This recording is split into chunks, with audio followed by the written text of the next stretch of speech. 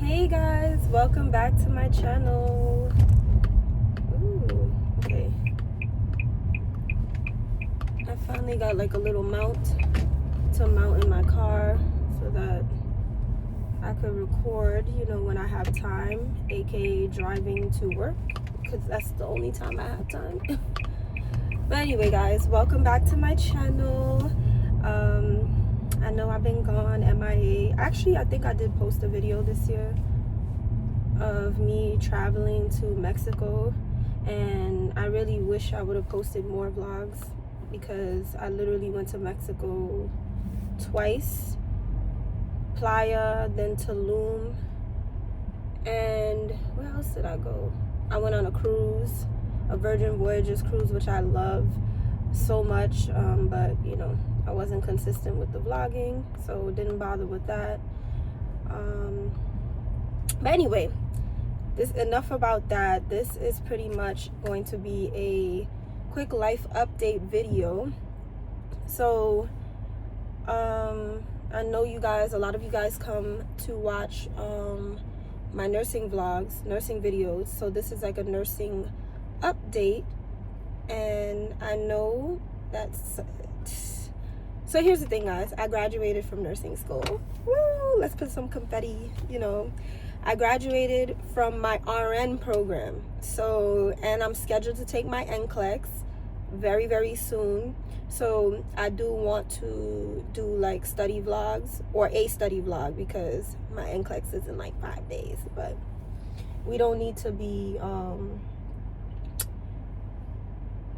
I'm fresh out of school, so it's really just like a little refresher of some things that I feel like I need to know. But yes, so initially I really intended on filming my nursing school experience, but being in nursing school and working full-time, school itself wasn't hard, but as hard for me, but the lack of sleep really took a toll on me. So there was no way that I was going to be able to film, even though I really had long gaps in between semesters. So now that I've already graduated, I don't have any problem telling you guys where I went, all that jazz. So I live in New York, as you guys know, and initially when I was applying or planning on going back for my RN, I was looking into what the hell is the name of that school? AMG. So AMG is located in downtown Brooklyn. It is a private school. They were originally an LPN school for many years, and then about like 3 years ago they started an RN program. So pretty much that was my intent to go there, because I just didn't want to deal with like any other schools waitlisting me or telling me that I can't get in this semester, or competition, or blah blah blah. Not that I am not competitive with my grades, but I just didn't want to deal with all of that. So basically what happened was I went to AMG. I did found out what classes were going to be transferred over from my previous degree, and even with all of that, actually I think the RN program with me, based on all the stuff that I had, would have been $20,000, like 21, 22, something in that nature. But I don't know about other states, sorry, I'm getting like confused. A lot of the schools required you to have your science courses have been taken within the last 5 years. So AMPs, all the science courses that are required for the nursing programs, once they pass 5 years for some schools, then they count as expired and you literally have to retake them.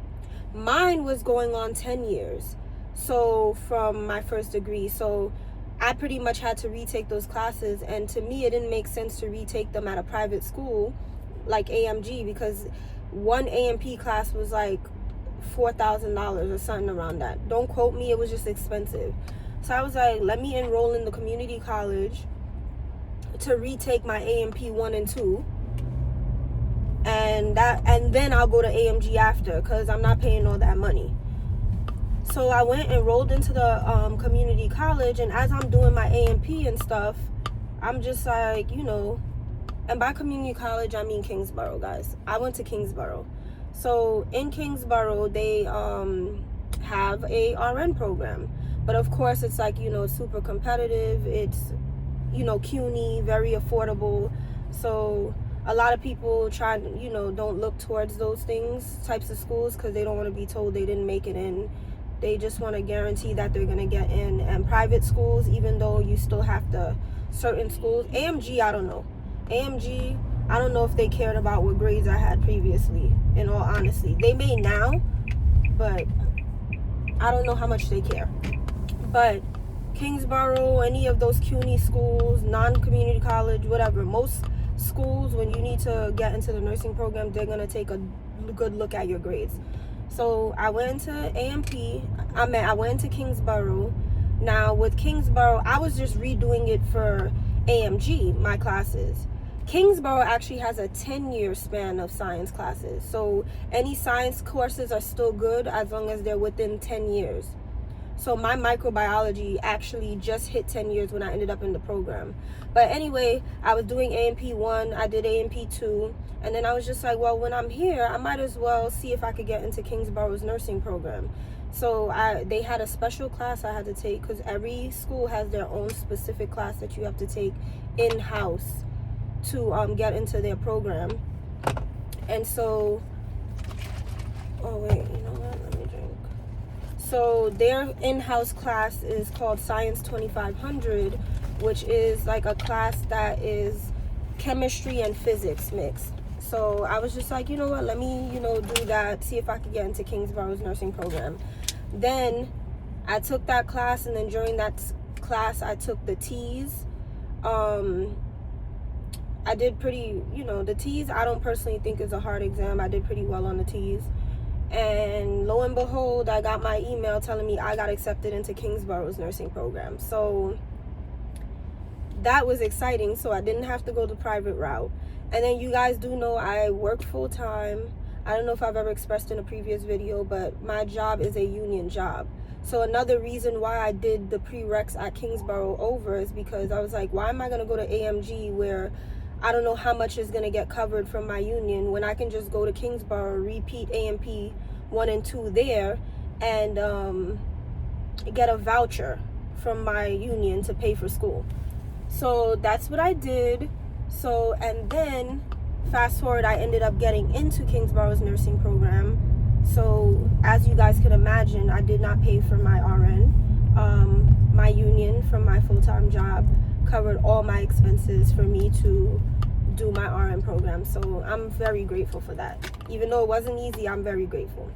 Furthermore, you guys already know I'm an LPN, and it's very popular these days to go to bridge programs, because it takes off time. But a lot of people don't know that some of these CUNY schools or other schools, they don't call it a bridge program, but it's almost like a bridge program, because if you're an LPN, you can test out of classes. So the program itself at Kingsborough is a 4-semester program, 2-year program. However, because I was an LPN, I was able to get advanced standing, and I just had to take ATI test for fundamentals, and I had to take a med math test. And once I passed that, I was able to enter into the 2nd semester of the program. So I was able to complete my nursing program in 3 semesters, 18 months. And it's very manageable, because I see some of these private schools, not all of them, I don't know, they offer like 18-month options for LPN to RN, but then you're going to school like 5 days a week. Me, I went to obviously Kingsborough, like I keep saying, so it's a CUNY school, so they operate by semesters, meaning like after you're done with 1 semester, you have that gap, 3 months off, it's about 3 months off, 2.5 months off before you start the next semester. So you have, if we're thinking about actual class time, physically in school, the program is like 11 months. Physically that you're in school, 11, 12 months. But with all the gaps that are required in between, it becomes an 18-month program. So, and you're not in school 5 days a week. You're in school like 2 classroom days and 1 clinical day every week. So 3 days a week, and that's it. And obviously that all depends on if you have the other co-requisites that are required within the nursing program, like growth and development. But because I had all of that done at separate times already, I was only taking my nursing courses. So, but yeah, so got into the nursing program. Was in the nursing program, I skipped fundamentals and med math. So then my second semester, I entered the program with Med Surg 1. And I had clinical at South Brooklyn Hospital, which that's the new name. If most of you guys might know it as Coney Island Hospital. So that whole semester, I was at clinical there 1 day a week, which, you know, I've had great clinical instructors the entire time. One thing I'll say about Kingsborough, the teachers are good in my opinion. Now, I don't know if you're someone who maybe it takes a little harder for you to grasp it takes a little longer for you to grasp information, or it's a little harder for you to understand certain concepts. I don't know what your experience might be, but for me, I had a great time, and I could have studied harder. We'll get into that. This whole video is gonna be long, but pretty much so I did that. The first semester that I skipped fundamentals, that would have been the semester that clinicals would have been in the nursing home. And I'm so glad I didn't have to do that, because y'all know I already worked there. Okay? I don't need to go to no nursing home for no clinicals for them to teach me nothing, because, well, you could always learn. I'm not saying this to say that I know everything, because I absolutely don't. However, I'm very comfortable in the nursing home, so I was able to skip that rotation, clinical rotation, thank goodness. So yeah, I went straight into second semester. Then my third semester was when mini started. So we took 2 classes, but the first 6 weeks would be 1 class, and then the following 6 weeks would be another class. And it was 2 clinical rotations. So the second semester was Med Surg 2, with like oncology and stuff. And I did that clinical rotation at Kings County Hospital, which it was like a full circle moment, because I still have my ID, which is not active, from Kings County Hospital like 15 years ago when I was an LPN. So it's so cute, because I have that photo and then I have a new one. So it was really interesting, but that was a good experience, great clinical instructor. Then my second rotation was psych, and that was, my clinical was at Maimonides, I hate pronouncing that. And, you know, it was an interesting experience. Like, psych was, psych is psych. Like, I don't think it's something that, it's something that I think would, grow on me, but it's not really, my go-to. So, of course, that was a good experience, just a lot of interviewing and listening to stuff with psych. So, I don't think it's for me, but I'll never say never to anything, because I never know. Because the most surprising, I always said, you know what, I don't want to deal with kids, I don't want to work with children, because, I don't know if I'm the child type. I think I can be, but I'm not really goo goo gaga, etc. I'm more of a straight cut, so I think I feel more suitable with working with adults. But and then the parents, really when you're working in any peds department, it's the parents. But I'm gonna tell you guys about that. So then my final semester was peds and maternity, and my first rotation was in peds, and that was at Brookdale Hospital. So my last 2 rotations was at Brookdale Hospital, and I had the most amazing experience there. I really like going to Brookdale Hospital. So And so my peds rotation, I was pleasantly surprised. For someone who always thought that she would never want to be with kids, I went into that department, and you know, I would say I was a stronger clinical student, just because I already work in like similar settings. So, you know, I felt like I was at work at clinical. Like every clinical rotation I did, even though it was you know, they only give you like 1 to 2 patients, and you know, there's a main nurse assigned to that.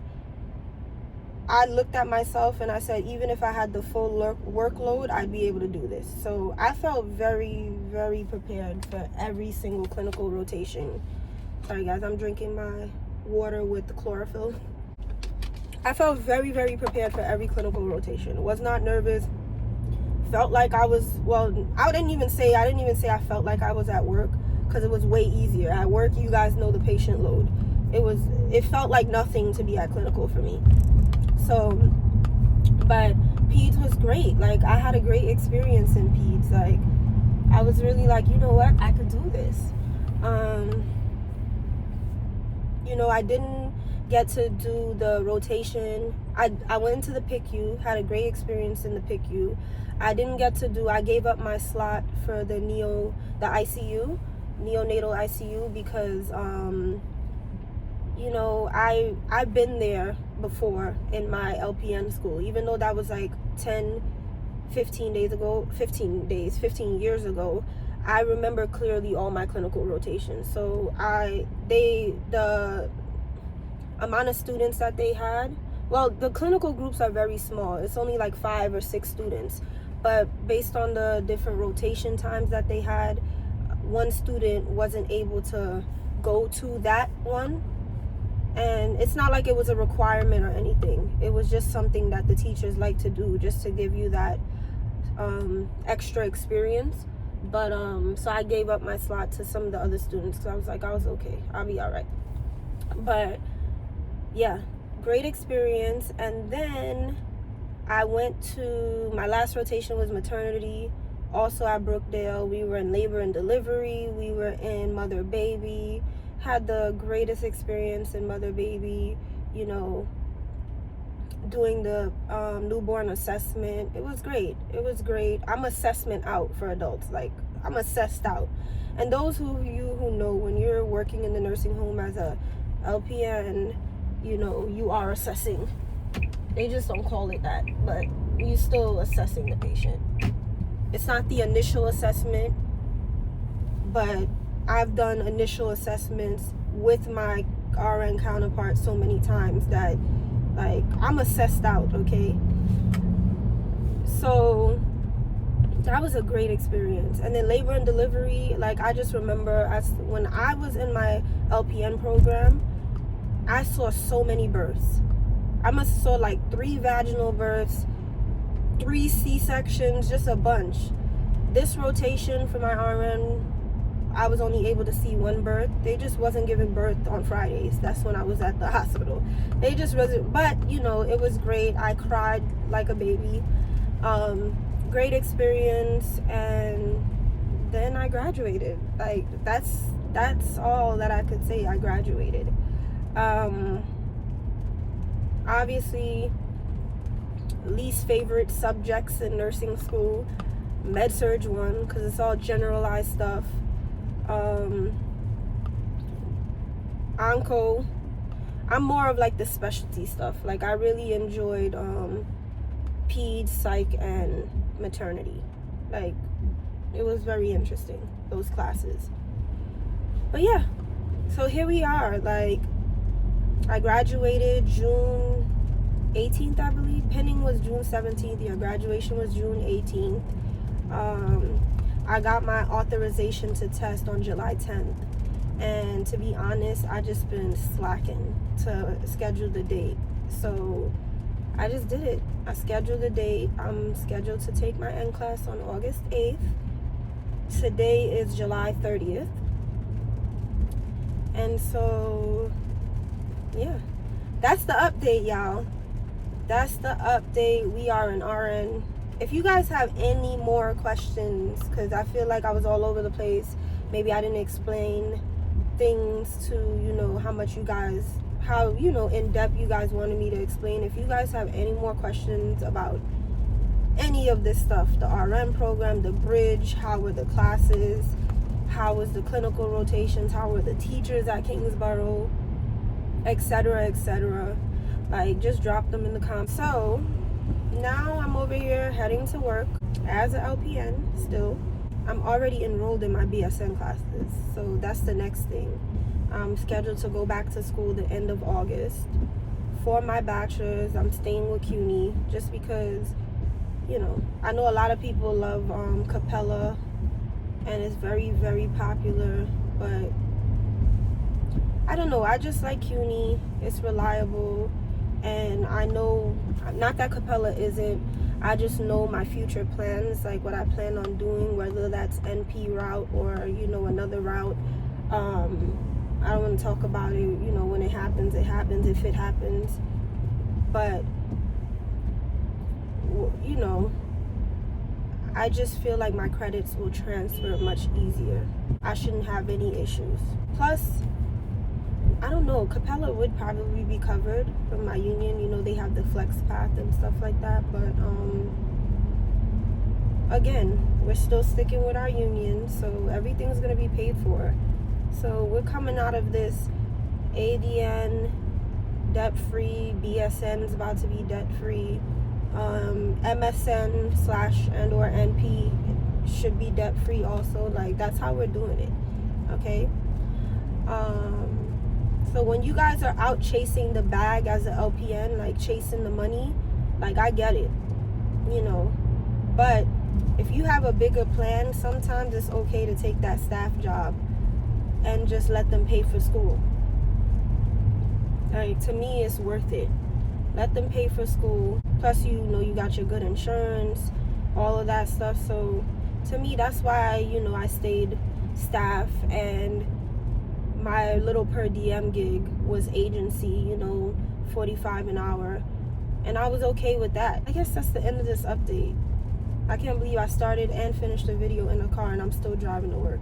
So get this video uploaded for you guys. I'll probably upload it after, because I don't need no pressure from the internet, you know, about my NCLEX, even though I know I'm going to pass, because, you know, I'm going to do every effort to pass. So make every effort to pass. So I know I'm going to pass. Post this video after the NCLEX, April 8th, because that's really what it is. Like, since I told y'all that I said August 8th. Oh my God. Anyway, y'all, thanks so much for joining in for another video and still being here, even though it's been very inconsistent on this side. But I think you guys will understand after watching this video, like, what life was given. So thanks for watching, and I'll see y'all in my next video, which should be me studying for the NCLEX. And yeah, you guys could tag along for that. Toodles.